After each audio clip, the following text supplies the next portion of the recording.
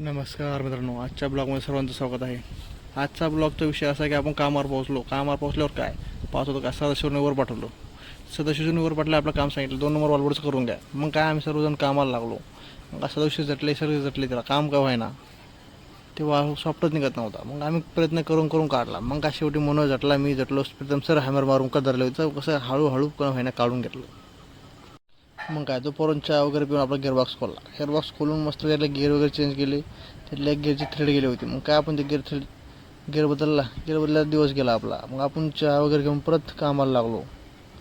मग काय फिटरने सगळं हे काम केलं, पूर्ण जोडला गिअरबॉक्स. आणि मग वरून आपलं सिलिंग लावून लॉक केली. पूर्ण वगैरे घेतलं व्यवस्थित. अब छुट्टी हो गई हमारा, हम चल रहे. हाँ आज हाल तो हो गई ना बात. वाल ब्लोअर खोया 2 नंबर का खेळ आपली झाली आहे सुट्टी कामावरून. आता चाललो आहे आम्ही आमच्या रूमवर.